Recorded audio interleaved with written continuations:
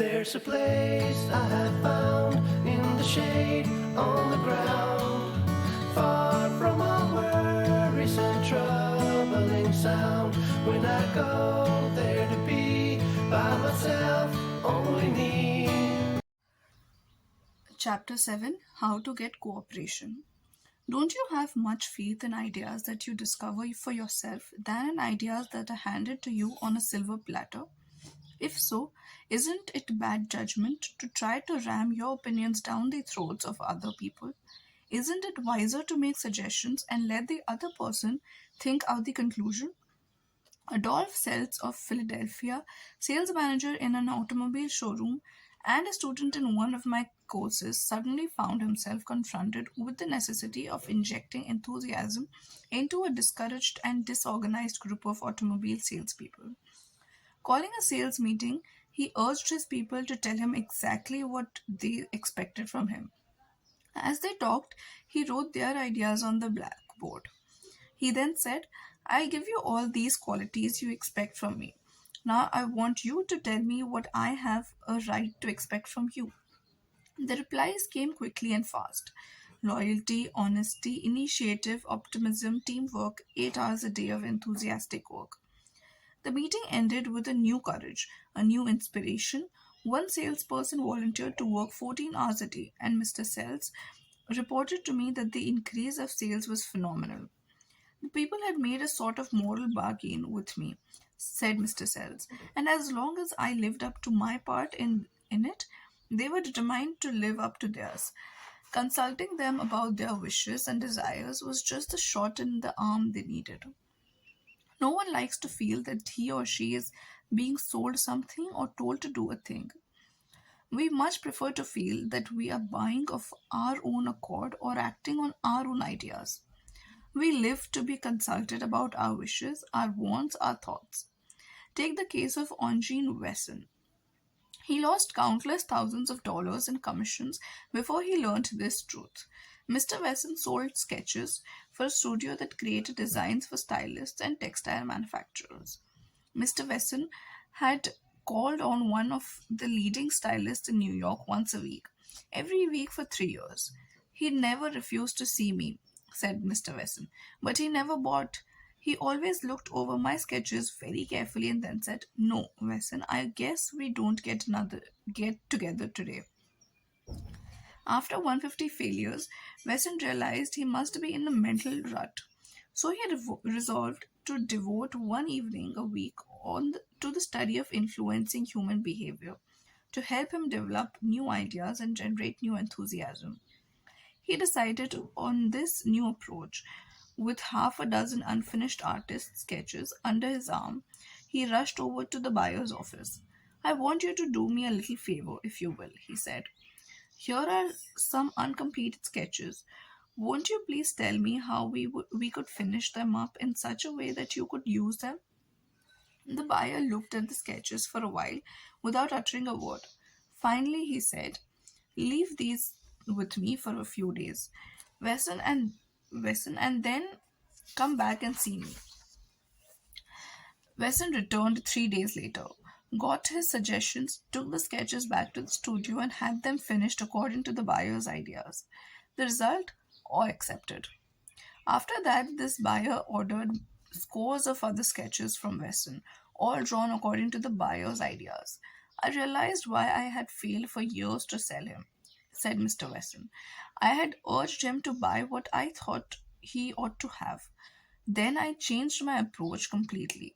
I urged him to give me his ideas. This made him feel that he was creating the designs, and he was. I didn't have to sell him, he bought." Letting the other person feel that the idea is his or hers not only works in businesses and politics, it works in family life as well. Paul M. Davis of Tulsa, Oklahoma, told his class how he applied this principle. "My family and I enjoyed one of the most interesting sightseeing vacation trips we have ever taken.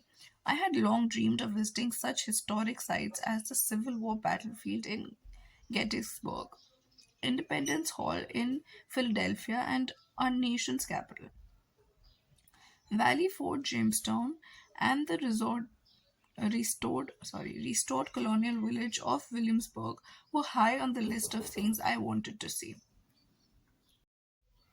In March, my wife Nancy mentioned that she had ideas for our summer vacation, which included a tour to the western states, visiting points of interest in New Mexico, Arizona, California, and Nevada. She had wanted to make this trip for several years, but we couldn't obviously make both trips. Our daughter Anne had just completed a course in US history in junior high school and had become very interested in the events that had shaped our country's growth. I asked her how she would like to visit the places she had learned about on our next vacation. She said she would love to. 2 evenings later, as we sat around the dinner table, Nancy announced that if we all agreed the summer vacation would be to the eastern states, that it would be a great trip for Anne and thrilling for all of us. We all concurred. Ralph Waldo Emerson, in his essay Self Reliance, stated, in every work of genius, we recognize our own rejected thoughts. They come back to us with a certain alienated majesty. Colonial Edward M. House wielded an enormous influence in national and international affairs, while Woodrow Wilson occupied the White House. Wilson leaned upon Colonial House for secret counsel and advised more than he did upon even members of his own cabinet. What method did the colonial use in influencing the president? Fortunately, we know, for House himself revealed to to Arthur D. Hudson Smith, and Smith quoted House in an article in the Saturday Evening Post. After I got to know the president, House said, I learned the best way to convert him to an idea was to plant it in his mind casually, but so as to interest him in it, so as to get him thinking about it to his own account. The first time this worked, it was an accident. I had been visiting him at the White House and urged a policy on him which he appeared to disapprove. But several days later, at the dinner table, I was amazed to hear him trot out my suggestion as his own. Did House interrupt him and say, that's not your idea, that's mine? Oh no, not House. He was too adroit for that. He didn't care about credit, he wanted results. So he let Wilson continue to feel that the idea was his. House did even more than that. He gave Wilson public credit for these ideas. Let's remember that everyone we come in contact is just as human as Woodrow Wilson. So let's use Colonial House's technique. A man up in the beautiful Canadian province of New Brunswick used this technique on me and won my patronage. I was planning at the time to do some fishing and canoeing in Brunswick. So I wrote to the tourist bureau for information. Evidently, my name and address were put on a mailing list, for I was immediately overwhelmed with scores of letters and booklets and printed testimonials from camps and guides. I was bewildered. I didn't know which to choose. Then one camp owner did a clever thing. He sent me the names and telephone number of several New York people who had stayed at his camp, and he invited me to telephone them and discover for myself what he had to offer. I found, to my surprise, that I knew one of the men on his list. I telephoned him, found out that his experience had been, and then wired the camp with date of my arrival.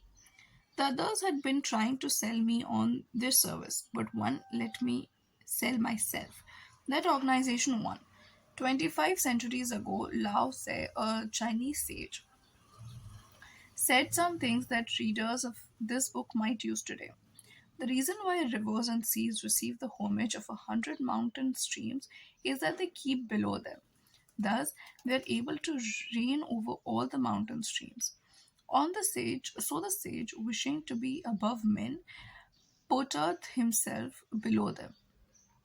Wishing to be before them, he putteth himself behind them. Thus, though his place be above men, they do not feel the weight.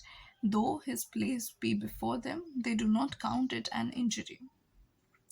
So, rule number 7, let the other person have ownership of the idea. By the very act of arguing, you awake the patient's reason, and once it is awake, who can foresee the result? Do the hard jobs first, the easy jobs will take care of themselves.